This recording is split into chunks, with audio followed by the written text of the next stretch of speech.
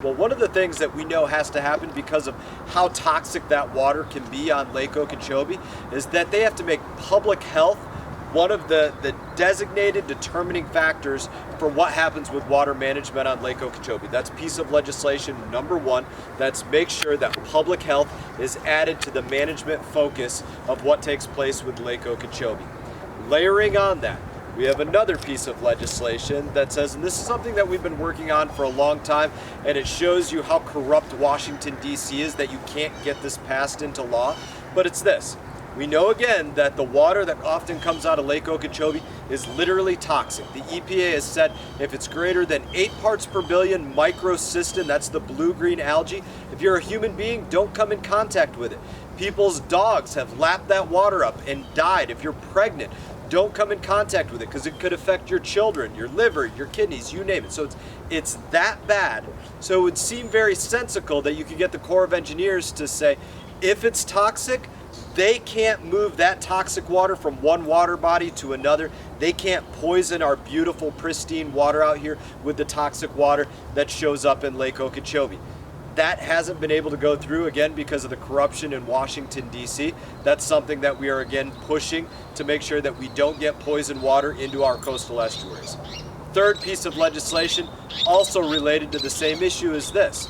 Again, we know the water that they're sending out of Port Mayaca through the St. Lucie out here into the estuary, quite often toxic. They don't like, when I say they, the Corps of Engineers, they don't like to alert the community to the problems with that toxic water. What's in that toxic water? How toxic did it measure? What are the effects on human beings, or on manatee, or on dolphins, or on other mammals like dogs, you name it, for exposing themselves to that toxic water? What happens with that? We want the Corps of Engineers to tell everybody, this is what it measured at. These are the hazards of that kind of measurement.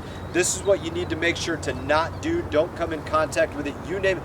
That's just basic good governance, but I've certainly learned over the last couple of years that the government is very much averse to good governance. That's very unfortunate to say, but it's something that's proven to be the case. So that's a little bit on the legislation that we're working at to kind of fast forward on how this becomes law and how we've made a lot of other things become law as it relates to our waterways. So I sit on the Committee of Transportation and Infrastructure. I love it.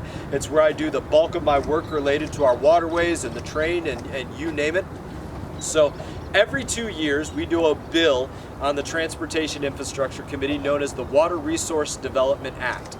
That Water Resource Development Act is where you do all legislation related to the U.S. Army Corps of Engineers for their projects and their management nationwide and in U.S. territories like Puerto Rico and other places.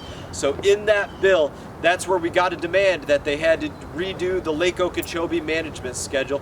Used to be known as LORS, now it'll be known as LOSUM. It's where we got other things written into law.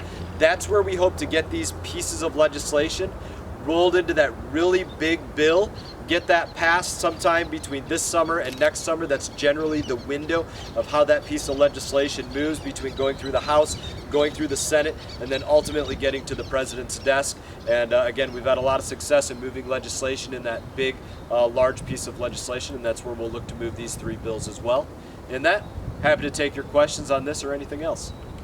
So, Congressman, talk about your mood this year with regards to the discharges. We saw back in February, we saw algae out at S308, and talking to a lot of the environmentalists who couldn't believe that so early in the year. The Corps stopped for a little while there, and then they've restarted. Where are you with this? So let me back up to last year's or last Congress's Water Resource Development Act. One of the things that I wrote into law in that was that the Corps of Engineers has to put a note in the file of any of their personnel that's working out at the lock and dam on Lake Okeechobee that are exposed to these toxic algal blooms, because they're exposed in great measure to them quite often throughout the summertime. So now that proof has to be put into the file. So what you saw this year, I hate discharges. Even if there's no algal blooms, I hate the discharges coming out of there. We don't want it. But again, what you saw blue-green algae even in the month of February. We've never seen that before. Why did we not really complain about the discharges coming out of the lake? Because the lake is so high right now. It was because of the hurricanes of last summer. It was so high that we knew moving into summer of 2023 the likelihood that the Corps would try to discharge water into our community would be very, very high. And the likelihood that that whole lake is covered in some of the most toxic ever seen algal blooms, and then they have to try to dump those into our waterway, the likelihood that that takes place is very, very high. So we said, okay, let's work with them a little bit early in the year when the water isn't quite as dirty as what it can be. Get that water out of the lake, so hopefully this summer they're not dumping something that is so toxic that you're poisoned by being within a mile of it. That's bad news for every business, every homeowner, every person that goes out to the beach, you name it. So it's a lesser of two evils kind of issue that's going on right now. All indications point to the fact that the lake was already toxic in February, that come June, July, August, September, this could be one of the worst lakes that we see in recent history. Just 2 summers ago, you had Port Mayaca, I'm sorry, not Port Mayaca, you had one of the areas, Moorhaven and along there, measuring at, I want to say, 865 parts per billion microcystin. So basically 100 times more toxic than what the EPA said don't come in contact with. We could be looking at something like that this summer, which is, again, just very bad news. So I hope I answered your question and not something way too long.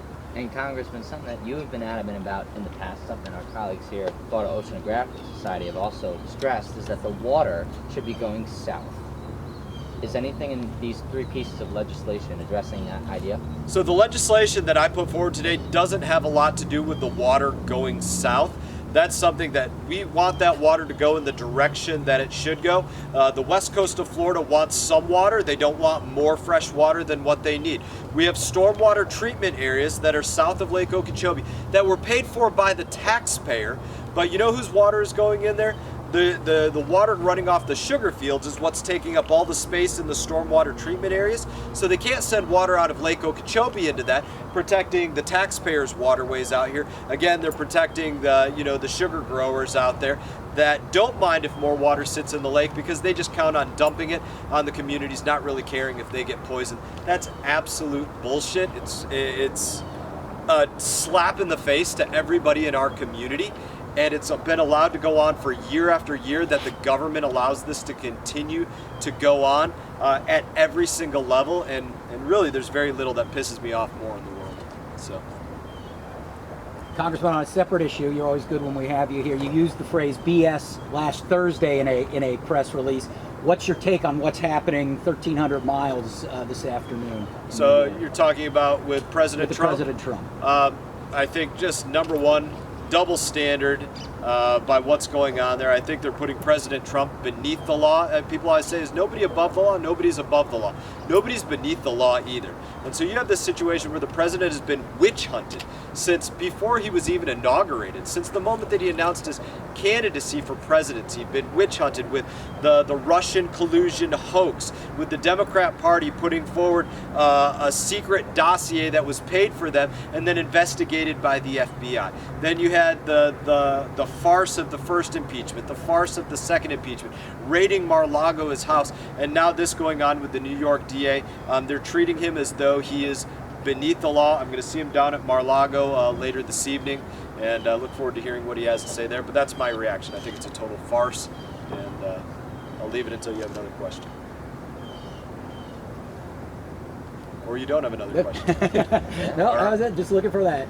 Are you going to have the opportunity to speak with the former president tonight? I will have the opportunity to speak with President Trump down in Mar-a-Lago this evening. The only thing I can think of Is that everything? Sending the water south again. One more Yeah. quick thing on that. Fire away. You said it's not in those 3. Is there a chance that there's another one that follows with that in there? So we're constantly, and this is a call out to the community, if you have a good idea on somehow that we can work around all of the stuff that gets put in the way of sending the water south, and what that actually is so there are stormwater treatment areas south of Lake Okeechobee to take water. The water going into the Everglades has a standard of, I want to say, 10 parts per billion phosphorus. Phosphorus isn't even a pollutant, it's a nutrient, right? So we're not even talking about blue-green algal blooms. We're just talking about the nutrient of phosphorus. Can't go into the Everglades greater than that. So to go into those stormwater treatment areas, if it's totally filled up with this high nutrient water off the sugarcane fields instead of the lake water. That goes to impart the way the Corps of Engineers and the Water Management District are managing the water coming in there. And we haven't been able to find a way to make sugar clean their own water yet. The water that is dirty with too much nutrient because of the nutrients that are on their land. We haven't found a way to make them clean their water yet, which we'd love to make happen, that the Corps of Engineers and the Water Management Districts will agree to yet, and that those that are on the dole for the sugar industry in Washington, D.C. will pass through law. So.